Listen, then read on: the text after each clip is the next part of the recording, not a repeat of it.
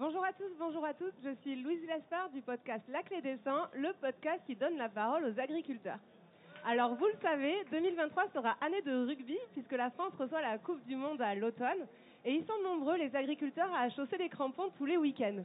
Et certains sont même des stars de l'Ovalie. Mais les connaissez-vous vraiment ? C'est ce qu'on va voir dans cette émission qui s'appelle Agriculteurs dans la mêlée et qui a lieu pile à la mi-temps de France-Écosse où la France mène 22-7. Donc ça nous fera un petit intermède musical. Alors je vais demander à nos invités de se présenter. Bonjour, moi c'est Ophélie. Bonjour, moi c'est Guillaume. Bonjour, je m'appelle Enora. Bienvenue, vous êtes nos joueurs du jour. Alors les règles sont simples, je vais vous poser des questions, vous aurez 3 possibilités de réponse, vous avez le droit de vous concerter, vous pouvez demander le joker au public et lorsque vous me donnez la réponse, c'est celle qui sera retenue. Et j'aurai le plaisir, si vous avez suffisamment de bonnes réponses, de vous remettre des bouteilles de vin de la part d'Imanol Arinordoki, de la gamme Haussmann et de sa case des contrebandiers. Donc voilà, attention à vous. Allez, vous êtes prêts ? On est prêts. Allez, c'est parti. Question numéro 1. Public, soyez attentifs. Jérôme Rey est un joueur professionnel de rugby qui a une particularité. Il est le seul rugbyman agriculteur professionnel. Mais dans quel club joue-t-il ? A. L'UBB, Union Bordeaux-Bègles. B. Montpellier. C. La section paloise. Ou D. Le Loup. Vous en pensez quoi ? C'est Lou. Le Loup ? Le Loup. Le Loup ? Ouais, le Loup, on va Le dire. Loup ? Allez, Le bonne Loup. réponse. Il joue au Loup.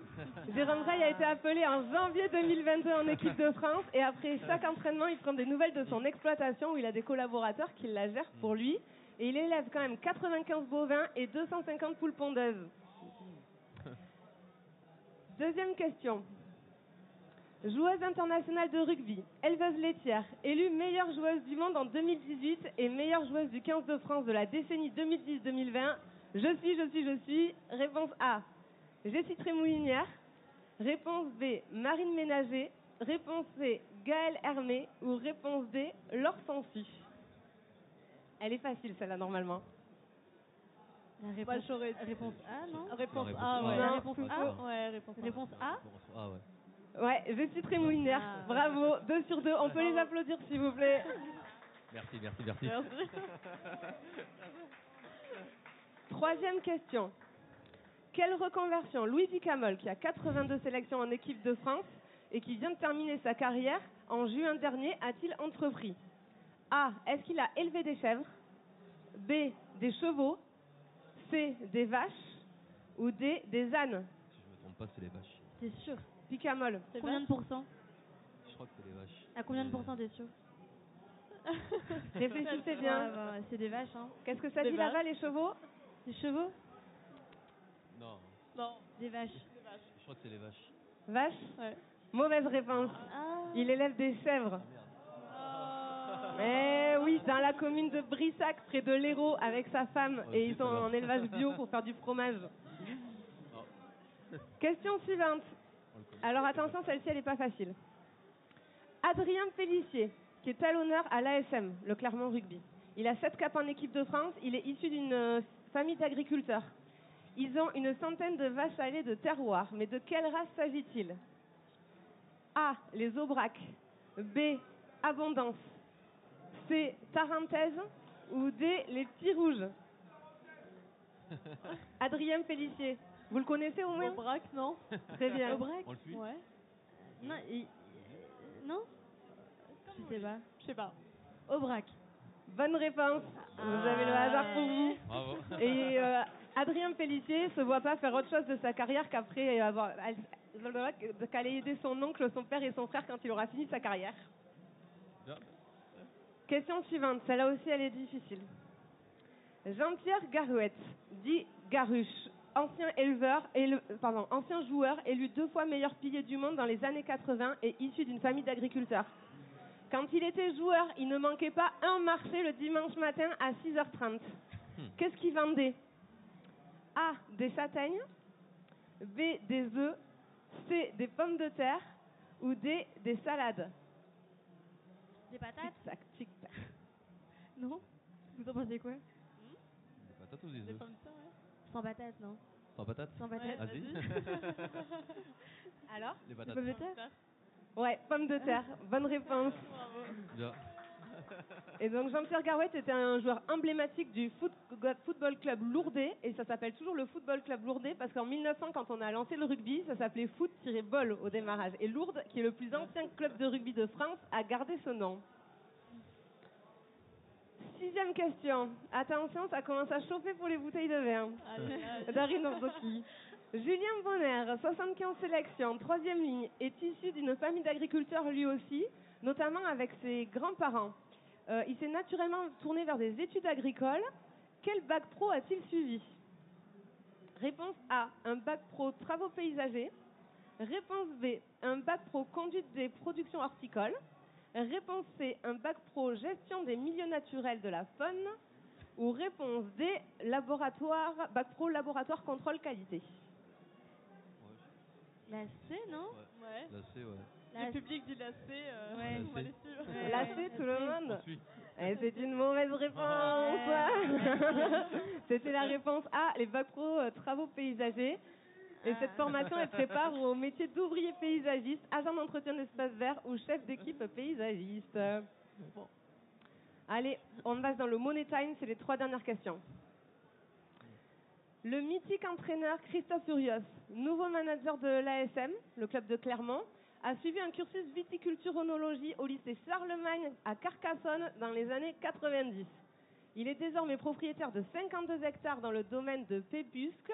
Combien de bouteilles y produit-il chaque année? Réponse A, 5 000. Réponse B, 25 000. Réponse C, 60 000. Ou réponse D, 100 000. La réponse C, non? Ouais, je pense. 60 000. La C, ouais. Allez, et vous avez de la chance, vous. 60 000, c'est la bonne réponse. On peut les applaudir, s'il vous plaît. Et pour info, son domaine se situe dans le terroir du Minervois, au pied de la Montagne Noire et au cœur du Languedoc, à 400 mètres d'altitude. Il propose 13 cuvées différentes, du blanc, rosé, rouge, et qui proviennent de plusieurs cépages. Allez. On est chaud. Manon André a réalisé une carrière internationale complète avec 49 sélections. Elle a raccroché les crampons en 2017. Depuis, elle s'est réinvestie dans la ferme familiale et elle fait de la transhumance, notamment avec ses bêtes, des vaches et des moutons. Sur la transhumance, alors là c'est plutôt question agriculture. Vous allez devoir me dire la proposition qui est fausse. Okay. Alors, la transhumance permet de préserver des températures élevées de la saison estivale en amenant les bêtes en altitude où il fait plus frais. Réponse B, cela permet de garder en réserve des prairies du berger qui, lorsqu'elles seront fauchées, constitueront des réserves de nourriture en foin pour l'hiver.